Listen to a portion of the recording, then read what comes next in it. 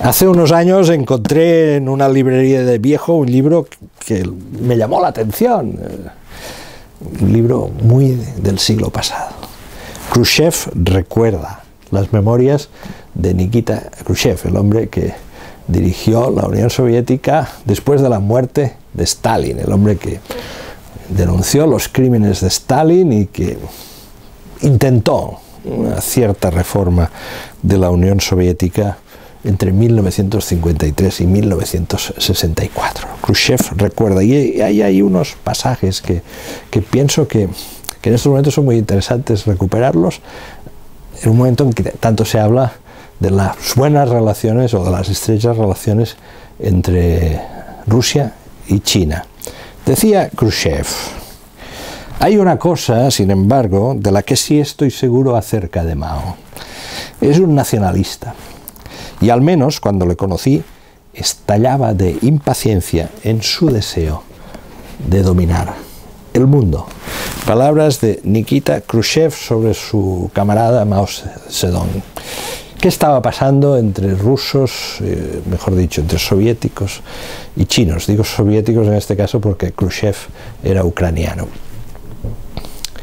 Pues que las relaciones entre ambos países se empezaron a agrietar. Todo empezó con una disputa logística, podríamos decir. Los soviéticos pedían unas bases en el norte de China para el control de sus submarinos, los chinos se negaron. En definitiva, al fondo de la cuestión era el siguiente, es decir, los chinos no querían ser mandados desde Moscú, en pocas palabras, y ahí Khrushchev es cuando llega a esta conclusión. Mao es un nacionalista y en su idea, en su imaginación está la idea de una China poderosa que llegue a dominar el mundo. Rompieron las relaciones políticas, rompieron relaciones diplomáticas e incluso a mediados de los años 60 se produjo algún choque militar, sobre todo por la disputa de algunas zonas fronterizas. Hubo un enfrentamiento militar muy importante por el control de una isla en el río Ussuri que marca frontera entre China y Rusia. Los norteamericanos, al ver este enfrentamiento, al ver esta separación de los dos países, en definitiva, más importantes en aquel momento, gobernados bajo la ideología comunista, los dos países más grandes del mundo, pues decidieron actuar y decidieron fomentar una buena relación con China para asegurarse de que se produjese esa separación de Rusia y de China, y de ahí viene pues la célebre viaje de Richard Nixon a Pekín para entrevistarse con Mao,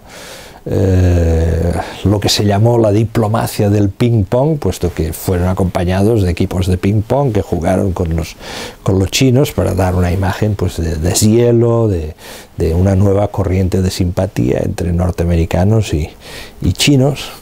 Y eso tuvo continuidad después de la dimisión de Nixon con un viaje de su sucesor, Gerald Ford, también a Pekín para entrevistarse con Mao. Por cierto, que esta entrevista tuvo lugar pocas semanas después de la muerte del general Franco, y en esa entrevista Mao le pidió a Ford que acelerase el ingreso de España en el mercado común. Si lo llegan a saber los jóvenes maoístas españoles de la época, les da un patatús. Se creó una buena relación diplomática entre norteamericanos y chinos que se tradujo en créditos para la ayuda al desarrollo económico, la formación, posibilidad de que estudiantes chinos se pudiesen formar en Estados Unidos. Entonces los norteamericanos no imaginaban que China pudiese ser un competidor. Era un país pobre, en vías de desarrollo, y la prioridad era aislar a la Unión Soviética.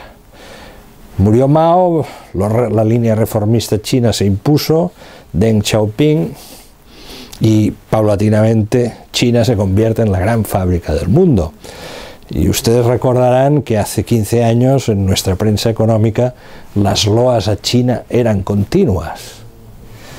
quien no deslocalizaba una empresa, una fábrica para ir a China era tonto, porque allí se producía evidentemente con unos costes mucho más bajos, puesto que los salarios eran muy bajos y la mano de obra sin sindicatos muy disciplinada.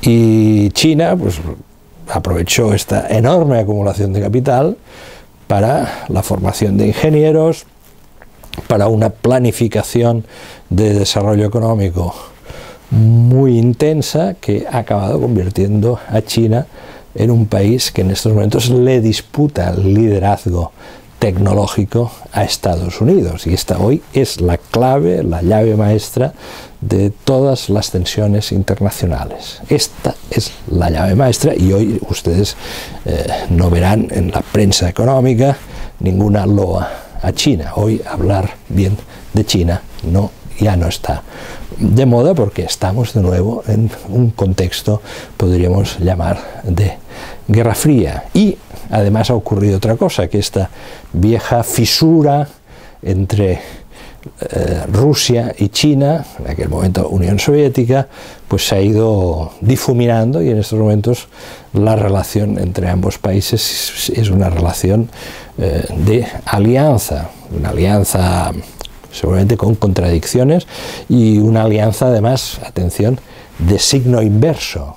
Antes eran los soviéticos los que querían mandar sobre Pekín, hoy es al revés, la fuerza dominante claramente es China, y hoy China aparece, y lo sabrá bien el presidente del gobierno español en su viaje de esta semana a Pekín. Pues China es hoy la que podría